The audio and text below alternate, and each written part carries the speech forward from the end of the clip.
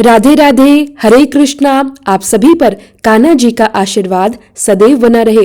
प्रिय श्रोताओं, आज के इस वीडियो में मैं आपसे बात करने वाली हूँ माघ मास की पूर्णिमा के बारे में। आज हम जानेंगे कि माघ मास की पूर्णिमा तिथि कब से प्रारंभ हो रही है, कब समाप्त हो रही है। जो भक्त इस दिन व्रत धारण करते हैं उन्हें माघ पूर्णिमा का व्रत कब धारण करना चाहिए, स्नान दान और दीपदान की पूर्णिमा कब होगी।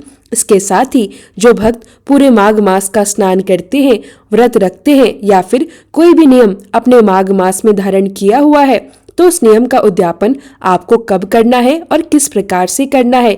माघ पूर्णिमा के दिन आपको क्या क्या करना चाहिए, किन देवी देवताओं का पूजन करना चाहिए और कौन कौन से नियमों का पालन करना चाहिए, ये सारी महत्वपूर्ण जानकारी आज के इस वीडियो में मैं आपके साथ शेयर करने वाली हूँ।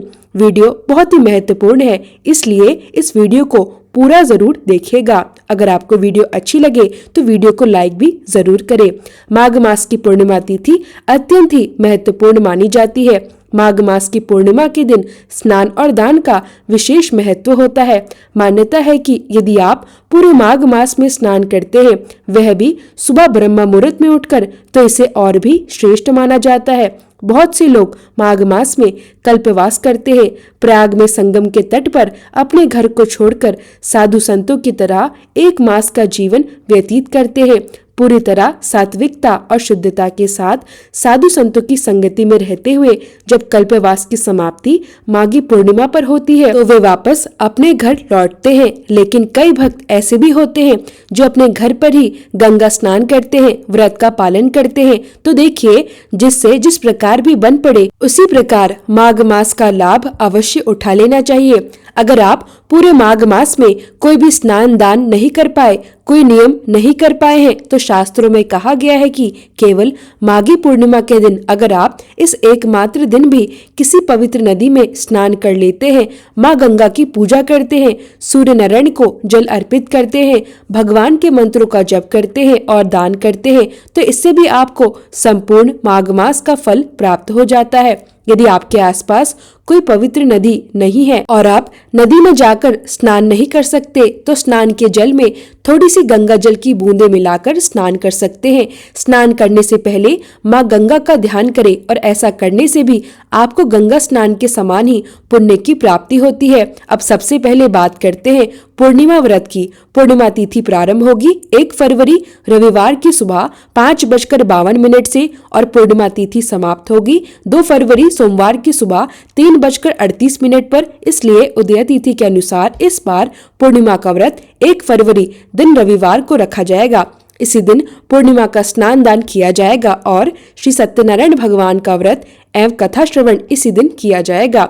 अब जानते हैं पूर्णिमा तिथि पर रहने वाले शुभ मुहूर्तों के बारे में। इस दिन प्रातःकाल पूजा का शुभ मुहूर्त रहेगा सुबह 5:50 से 7:09 तक। संध्या काल की पूजा का शुभ मुहूर्त रहेगा शाम 6 बजे से 7:19 तक। इसके अलावा गोधूली मुहूर्त में दीपदान करना अत्यंत शुभ माना जाता है। इस समय पूजा करनी चाहिए और गौशाला में दीपदान भी करना चाहिए। गोधूली मुहूर्त रहेगा शाम 5:58 से 6:24 तक। चंद्रोदय होगा शाम 5:26 पर। इस समय के बाद आप कभी भी चंद्र देवता को अर्घ्य देकर अपना व्रत खोल सकते हैं। 1 फरवरी 2026 को सूर्योदय होगा सुबह 7:09 पर। सूर्यास्त होगा 6 बजे। ब्रह्म मुहूर्त का समय रहेगा सुबह 5:24 से 6:17 तक। इस बार इस दिन रवि पुष्य और सर्वार्थ सिद्धि योग का निर्माण भी हो रहा है। ये योग सारी कामनाओं को पूर्ण करने वाले होते हैं और किसी भी शुभ कार्य की शुरुआत के लिए अत्यंत उत्तम माने जाते हैं। रवि पुष्य योग और सर्वार्थ सिद्धि योग, ये दोनों ही योग सुबह 7:09 से प्रारंभ होंगे और रात को 11:58 पर समाप्त हो जाएंगे। इन योगों में आप किसी भी नए कार्य की शुरुआत कर सकते हैं, लेकिन ध्यान रखिएगा इस बार पूर्णिमा तिथि पर कुछ समय के लिए भद्रा भी है। भद्रा प्रारंभ होगी सुबह 7:09 पर और भद्रा काल की समाप्ति होगी शाम 4:42 पर। इस बार भद्रा का वास मृत्यु लोक यानी धरती लोक पर रहेगा और जब भद्रा का वास धरती लोक पर होता है तो वह प्राणियों के लिए अशुभ फल देने वाली मानी जाती है। इसलिए भद्रा के समय कोई भी शुभ कार्य नहीं करना चाहिए। भद्रा का त्याग करना चाहिए। इस दिन राहु काल रहेगा दोपहर 4:39 से 6 बजे तक। राहु काल को भी अशुभ मुहूर्त में गिना जाता है। पूर्णिमा के दिन आपको विधि विधान से भगवान विष्णु का पूजन करना है। इस दिन अपनी सामर्थ्य के अनुसार जरूरतमंदों को अनाज, कंबल, मौसमी वस्त्र या सीधा दान कर सकते हैं। पूर्णिमा तिथि है तो आप खीर की सामग्री जैसे चावल, दूध, शक्कर या गुड़ इसका भी दान कर सकते हैं, या फिर खीर बनाकर किसी ब्राह्मण को भोजन करा सकते हैं या किसी कन्या को खीर का भोग करा सकते हैं। अर्थात आज के दिन खीर का सेवन करना या खीर का दान करना अत्यंत शुभ फल प्रदान करने वाला होता है। खीर का दान करने से या किसी को खीर खिलाने से आपको बहुत अधिक पुण्य प्राप्त होता है। हर गृहस्थ का कर्तव्य है कि आज के दिन घर में सुख शांति की कामना से श्री सत्यनारायण भगवान का पूजन और कथा अवश्य करें। चाहे आप पुजारी जी को बुलाकर कथा करवाएं या फिर स्वयं भगवान सत्यनारायण की कथा करें।